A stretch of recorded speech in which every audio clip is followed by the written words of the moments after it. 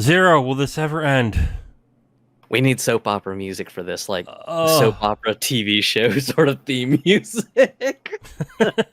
yeah, we're talking about the Activision Blizzard buyout again, and hopefully this is gonna be a quick one.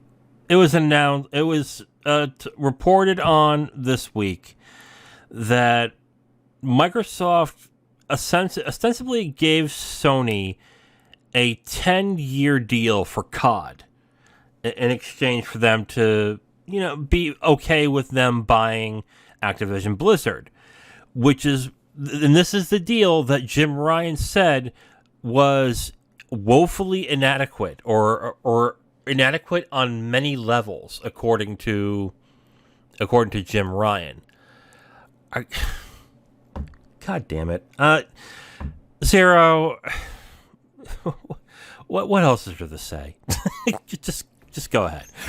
I think the short of it is this is a clever play by Microsoft to basically say, hey, we offered this deal in good faith.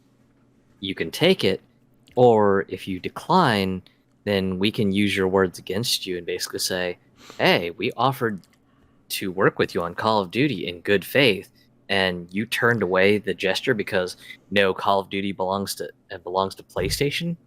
Okay, obviously you're trying to play this on grounds of just being in not good faith, and then of course this ends up playing well to the legal system because the legal systems in many countries will say, Sony, you literally rejected a handout by Microsoft, so what your testimony is no longer trustworthy, so fuck off, your complaints no longer matter. Yeah. So it's a very clever play, and that's really what I take from it. And Jim Ryan stepped in it too, because when a reporter asked for comment on this, I think it was in the same article, it was for the New York Times, Jim Ryan ostensibly said, COD is not the issue. The issue is the fact that they're going to own a sizable amount of the market, and that is the big problem. That they're going to own, and they're going to have a size, I guess, a sizable amount where they're just not going to be able to compete. Essentially, is what he said, which is not true in the slightest. It really isn't.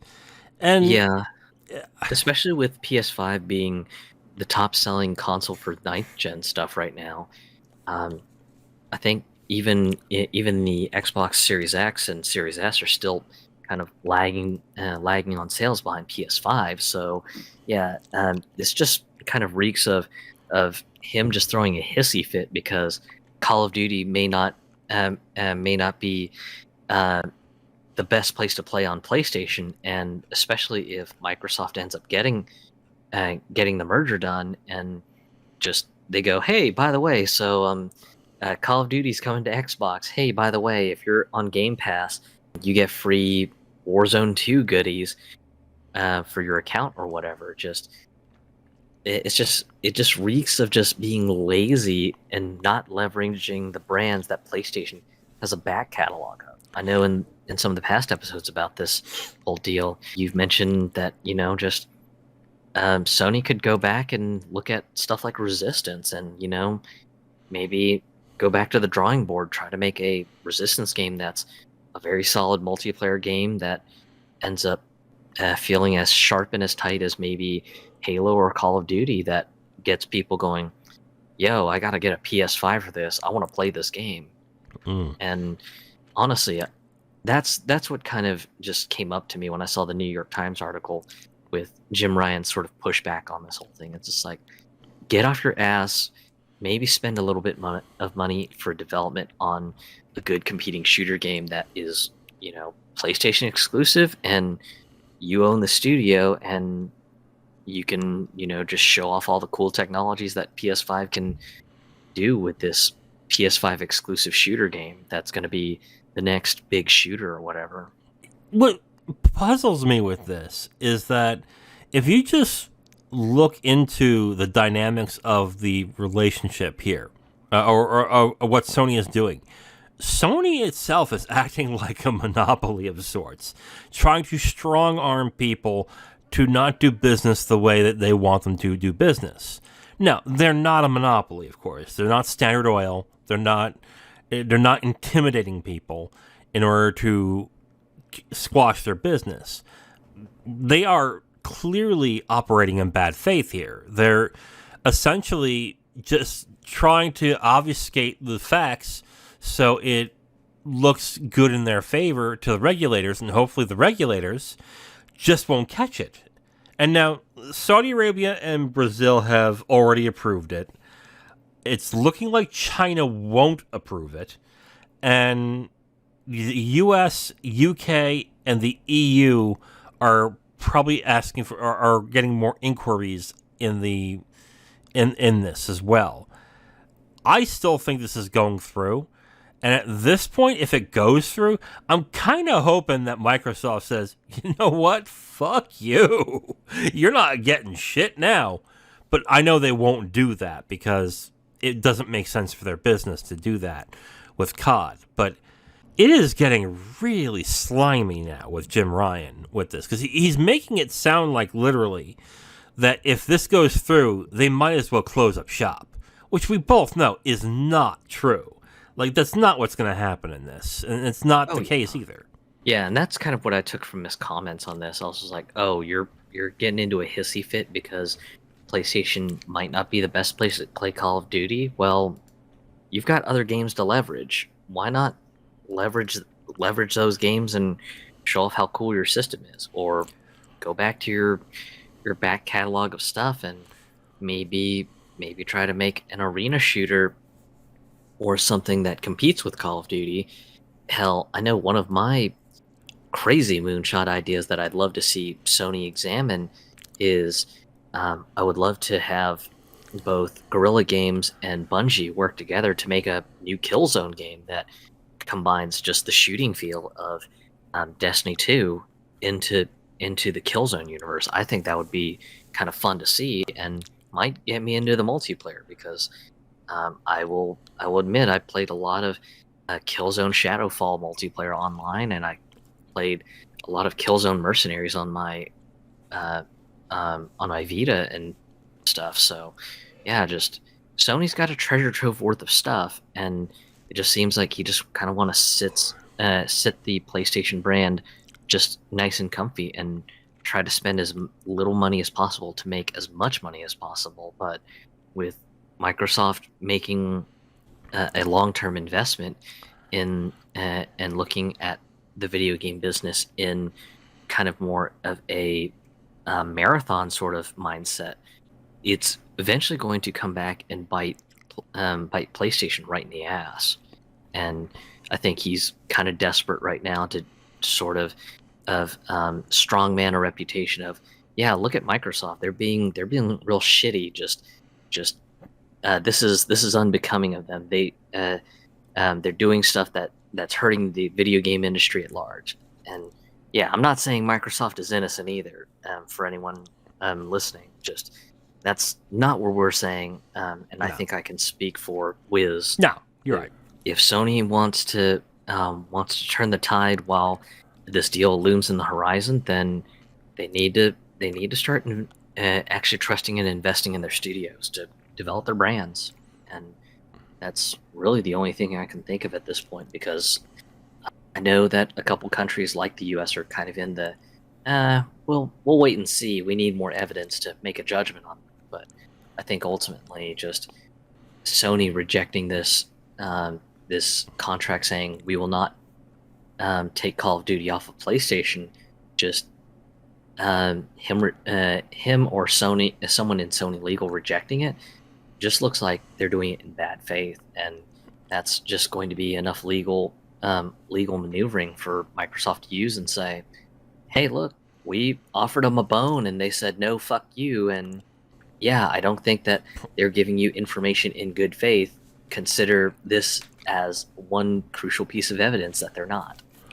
Yeah, like a 10-year contract for a game to be on a console is, I don't think I've ever heard of that.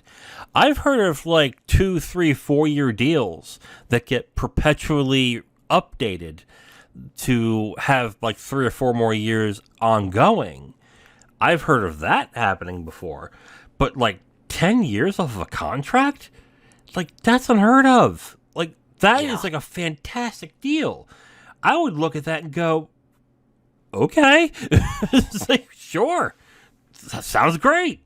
And what's gonna and if we really think about it, what's gonna happen after the 10 years? Either COD, and this is only if COD stays in the relevance that it is right now, because you don't. It could be in 4 years that they don't want COD in their console anymore because it's not making money. I don't get why they're not taking this, and the only reason I can see them not taking it is because they literally had no intentions of actually making a business decision. They just wanted to play hardball and make Microsoft look as bad as possible in this. And notice in the quote that Jim Ryan isn't denying or saying that this is true or not. He just completely dodges the question. Like, he doesn't even mention, like, when someone asks him about the deal, like, he doesn't even say whether it's true or not. And that's very telling, because if it were false and they never did, wouldn't it be a good idea to say, that's not what they offered me? They didn't offer that at all. That's not what they offered me at all. And the fact that he's not saying it pretty much says, oh yeah, they offered it, but we're just going to hardball you even harder now. And you know what's going to happen in this? Okay? Here's what I think is going to end up happening. Sony is going to get word from somebody in either the EU, the UK, or the US, basically saying, yo, this is going to get approved, so you need to do something quick. You need to do something to smooth over Microsoft with this, because if you don't, we might lose COD or anything else from the. You know what they probably are most afraid of? They're probably most afraid of losing Minecraft. Something tells me if this doesn't go through, if this goes through with COD, or if this doesn't go through, I can see Microsoft pulling Minecraft out of spite. Don't you? Yeah, it's certainly in the realm of possibility, especially since Sony had a tantrum when Microsoft and Mojang were just like, yeah, we want to do cross-platform play with all platforms. And of course, this was when Sony's Jim Ryan made the quote of, we don't want children on PlayStation interacting with just other players that may be from lower quality platform. Yeah. Oh, I remember that. It was 90s Nintendo level grandstanding. Yeah. And yeah, like what I think is going to happen is they're going to get word that one of these regulators are going to approve this. And then either they're going to jump and take the 10-year deal, or they're going to have to do something to sweetheart Microsoft into not just freezing them out. Honestly, I think by January, February, we're going to hear that Sony and Microsoft in a joint statement are going to announce that they have a 10-year deal with... Well, no, they can't do that, actually. I'm just thinking about that. Yeah, if the deal happens, I could see Microsoft really just sticking it to Sony for fun, going, yeah, you rejected the 10-year deal, so how about we offer you a 2-year deal with potential provisions for reapprovals? That is... Like, okay, that is if they get approved. Like, if Sony doesn't get word that they're getting approved beforehand, and then the approval just gets announced, then I could see Microsoft saying, we'll do it year by year. Just like, fuck you. We'll do it year by year. Yeah. We'll see. We'll see how it goes, okay? I think if Sony gets word that it's going to go through and it's not announced yet, then they'll take the deal. Then they'll be like, okay, fine, we'll take the 10 years. And go from there. Because if they get the information right away that it's going through, then they're going to stop all this bad press and all this talk about how the deal is unfair, and then they're just going to get in line and go, okay, you know what, it's going to happen, we'll take the deal, and go from there. So it just all depends on if they get that information or not. And they can get that information. There are ways to do that. But, yeah, they're just... more and more, it just seems like they're just playing dirty, and it's awful. I'm not thrilled with Microsoft buying Activision Blizzard, but even so, I'm like, it's not that big of a deal. It really isn't. I think, if anything, Microsoft wants King more than anything else when it comes to Activision Blizzard. But they're going to utilize those other properties too. But I'm getting tired of this story because it's just the same thing. Sony is being extra scummy. Microsoft is basically saying, no, we're not doing what you're saying we're doing. It's the same thing over and over again. And hopefully there's the next thing we hear about is a decision from the regulators. Thank you for listening to this podcast segment. The Capital Games podcast is done every week, and we post it on all your favorite podcast apps, as well as segments on YouTube. If you want to listen to another segment, you can listen to a new one right there on the screen. We also do a movie podcast called the Capital Games Movie Club. If you'd like, you can go ahead and click on that and see all the movies that we have reviewed from that point. Thank you for listening, and we hope to hear from you soon.